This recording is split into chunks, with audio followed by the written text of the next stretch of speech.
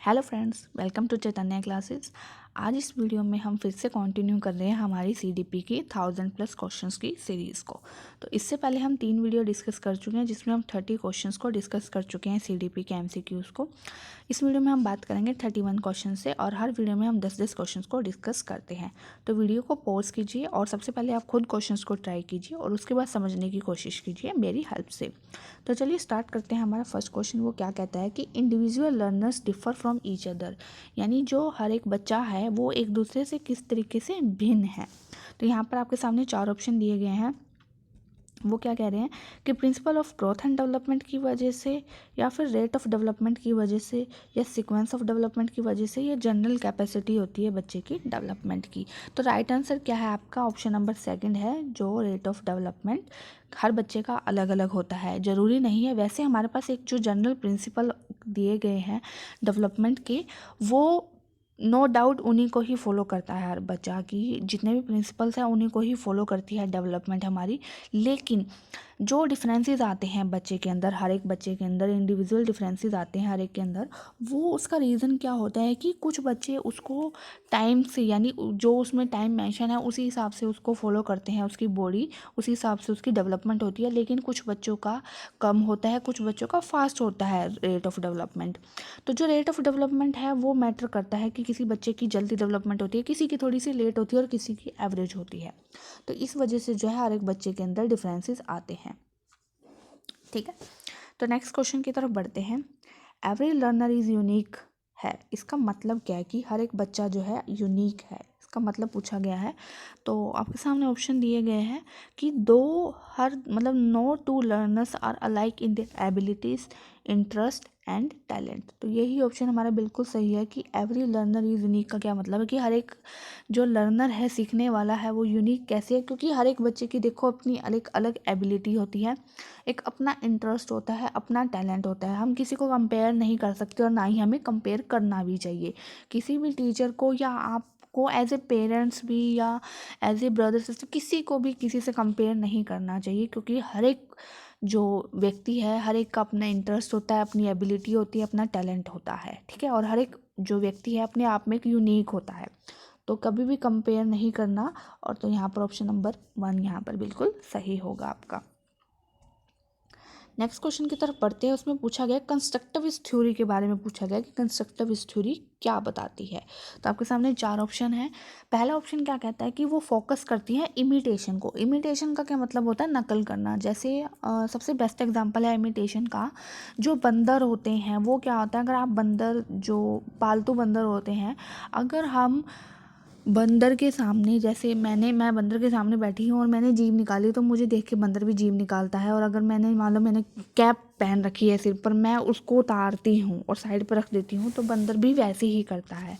या बहुत सारे पशु पक्षी ऐसे हैं जो इमिटेशन फॉलो करते हैं, यानी इमिटेशन करते हैं हमारी ह्यूमन बींग्स की, तो उसको कॉपी करने को इमिटेशंस बोलते हैं। तो यहाँ पर बात हो रही थी कंस्ट्रक्टिविस्ट थ्योरी की। कंस्ट्रक्टिविज्म जो थ्योरी है, कंस्ट्रक्टिविस्ट थ्योरी है, वो किस बारे में बताती है? तो वो इमिटेशन के बारे में बताती है, पहला ऑप्शन कह रहा है।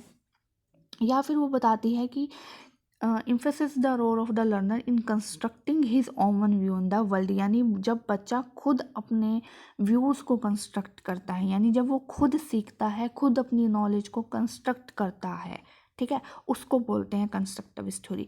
तो यही ऑप्शन यहाँ पर बिल्कुल सही होगा, क्योंकि कंस्ट्रक्टिविस्ट के आप नाम से आपको याद रखना है, कंस्ट्रक्टिविज्म का मतलब क्या है कि जब बच्चा खुद अपनी नॉलेज को कंस्ट्रक्ट करता है, अपने व्यूज़ को कंस्ट्रक्ट करता है हमारी सोसाइटी में, हमारे वर्ल्ड में, तो उसको कंस्ट्रक्टिविस्ट थ्योरी बोलते हैं।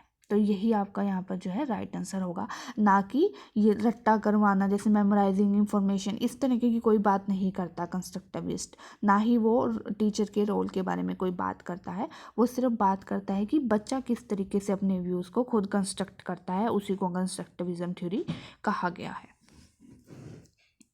नेक्स्ट क्वेश्चन देखते हैं। क्वेश्चन नंबर 34 क्या कहता है? The most intense and crucial socialization takes place. जो मोस्ट इंटेंस और क्रूशलाइजेशन, जो क्रूशियल सोशलाइजेशन होता है, वो कहाँ पर होता है? ठीक है।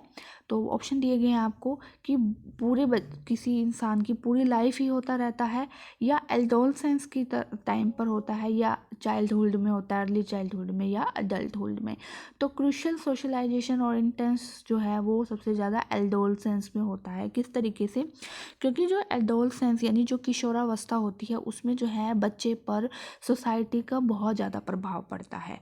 जैसे आपने देखा होगा कि सबसे ज़्यादा जो है बच्चे इस एज में ही सोसाइटी से इफ़ेक्ट होते हैं। जैसे कुछ बच्चों को गलत आदतें लग जाती हैं जो बैड कंपनी में होते हैं, जैसे स्मोकिंग करना, ड्रिंकिंग करना, या जो पीयर प्रेशर जिसे आप बोलते हो।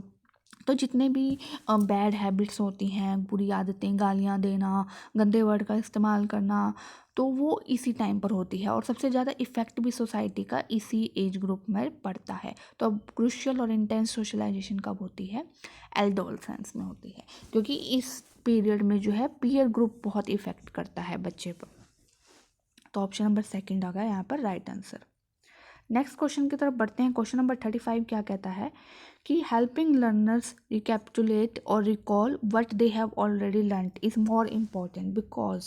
तो ये कह रहा है कि बच्चे को दोबारा से रिकॉल करवाना जो कि वो ऑलरेडी पढ़ चुका है। जैसे पिछली क्लास में से कोई बच्चा आया है, मान लो कोई बच्चा 3rd क्लास में से 4th क्लास में गया है अभी पास होकर, तो जब टीचर क्लासरूम 4th में जब वो पढ़ा रही है तो वो जो पिछले 3rd क्लास में पढ़कर आया उसको रिकॉल करवाएगी। तो ये रिकॉल करवाना क्यों ज़रूरी है बच्चे के लिए, ये पूछा गया है। और ये एक्चुअली ये सही बात है और हर टीचर को ये चीज़ फॉलो करनी चाहिए, बच्चे को रिकॉल करवाना चाहिए। उसका रीज़न क्या है वो आपसे पूछा गया। पहला कह रहा है कि ये it is convenient beginning for any classroom instruction, यानी क्लासरूम में जब आप पढ़ाना चाहते हो, जब आप पढ़ा रहे हो तो उसकी बिगनिंग के लिए ये सही है। या फिर वो जो न्यू इन्फॉर्मेशन अभी टीचर अभी आपको जो पढ़ाएगी उसको वो रिलेट कर लेती है पिछली इन्फॉर्मेशन से, यानी जब वो कुछ नया बताने जा रही है टीचर क्लासरूम में तो वो उसको जोड़ देगी जो आप पहले से सीख कर आए हो। तो यही रीज़न है, ऑप्शन नंबर सेकंड ही हमारा बिल्कुल सही है, ऐसा ही होता है। टीचर क्यों पिछली नॉलेज के बारे में बात करती है जो बच्चा पहले से सीख कर आता है? क्योंकि बच्चे को हम 3rd क्लास में सब कुछ नहीं सिखा सकते। 3rd क्लास में वो थोड़ा सा सीख कर आता है, उसके आगे का उसको 4th क्लास में पढ़ाया जाता है, उसके आगे का उसको 5th 6th 7th इस तरीके से थोड़ा थोड़ा करके पढ़ाया जाता है। तो इसलिए जो वो बच्चा पहले सीख कर आया उसको रिलेट करना बहुत ज़रूरी है जो आगे टीचर आगे पढ़ाने वाली है। तो रिलेट करने की वजह से रिलेट करना जो है राइट आंसर है।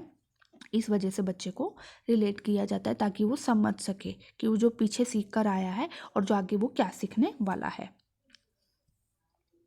नेक्स्ट क्वेश्चन क्या कहता है कि प्याजे थ्योरी के ऊपर क्वेश्चन है कि जो प्याजे थ्योरी ने जो 4 स्टेजेस दी थी उसमें जो फर्स्ट स्टेज थी बच्चे की डेवलपमेंट की, जो 0 से 2 साल के बच्चों के बारे में उसने बात की थी, उसमें जो बच्चा है क्या सीखता है, जिसको हम फर्स्ट स्टेज को मैं आपको नाम भी बता देती हूँ, सेंसरी मोटर स्टेज बोलते हैं, जिसको हम सेंसरी मोटर स्टेज होती है 0 से 2 साल के बच्चों की। तो इस स्टेज में बच्चा जो है क्या सीखता है अच्छे से?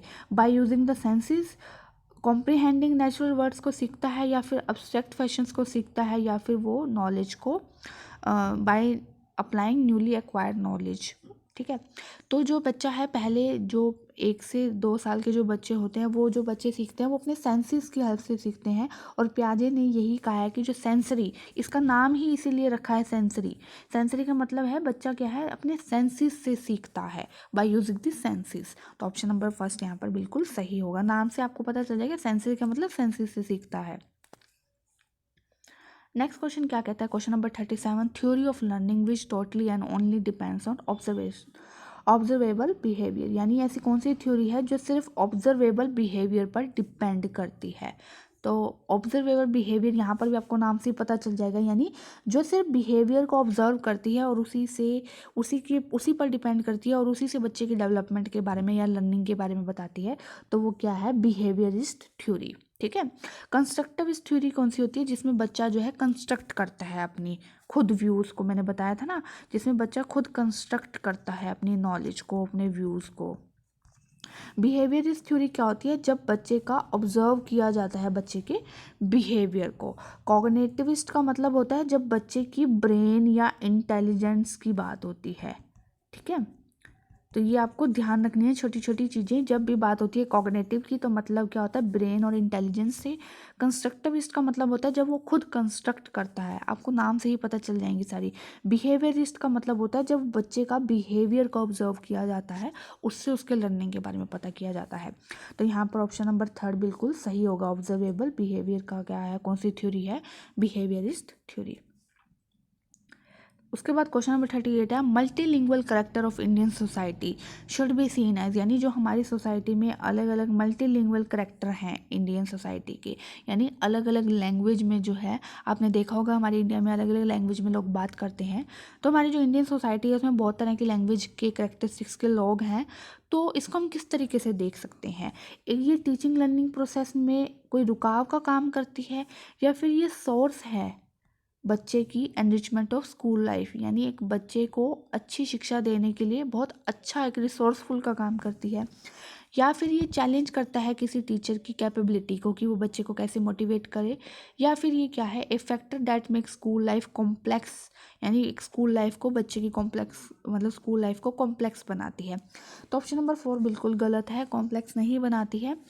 यहाँ पर जो है ऑप्शन नंबर आपका सेकंड बिल्कुल सही होगा, क्योंकि जितनी ज़्यादा मल्टीलिंगुअल करैक्टर होंगे वो उतना ही रिसोर्स की तरह काम करेगी बच्चे के लिए, बच्चे उतना ही ज़्यादा सीखेंगे अपनी स्कूल लाइफ में, जितनी ज़्यादा उसको वैरायटीज़ मिलेंगी। तो ऑप्शन नंबर सेकंड यहाँ पर बिल्कुल सही होगा आपका। उसके बाद क्वेश्चन नंबर 39 क्या कहता है कि creative answer require, creative answer जो है उसको किस चीज़ की डिमांड है, यानी उसको क्या चाहिए। क्रिएटिव आंसर का क्या मतलब है, डायरेक्ट टीचिंग और डायरेक्ट क्वेश्चन, या फिर कंटेंट बेस्ड क्वेश्चन, या ओपन एंडेड क्वेश्चन, या highly disciplined classroom.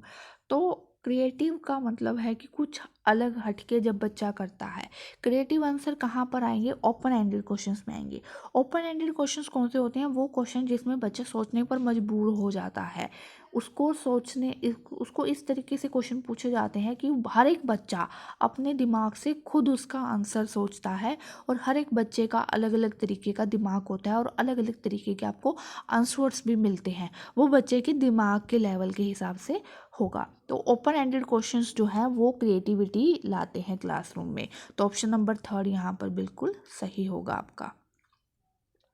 Last question है इस वीडियो का, वो क्या कहता है, diagnosis of the gaps in the learning of student should be followed by, यानी जब हम क्लासरूम में डायग्नोसिस कर रहे हैं बच्चे की लर्निंग में क्या क्या रुकावटें आ रही हैं, उसका डायग्नोसिस कर रहे हैं, तो वो किस तरीके से करना चाहिए। ठीक है, अप्रोप्रिएट रिमेडियल मेजर होनी चाहिए, या फिर इंटेंसिव ड्रिल एंड प्रैक्टिस होनी चाहिए, या रिवीजन होनी चाहिए सारे चैप्टर्स की, या फिर reporting the findings the learners and parents, report करना चाहिए बच्चों को और उनके पेरेंट्स को। तो जब भी डायग्नोसिस की बात होती है, तो डायग्नोसिस जब भी होता है वहाँ पर रिमेडियल तो होता ही होता है। डायग्नोसिस का मतलब है आप डायग्नाइज कर रहे हो क्लासरूम में, आप जानने की कोशिश कर रहे हो कि बच्चों को कहाँ कहाँ प्रॉब्लम आ रही है।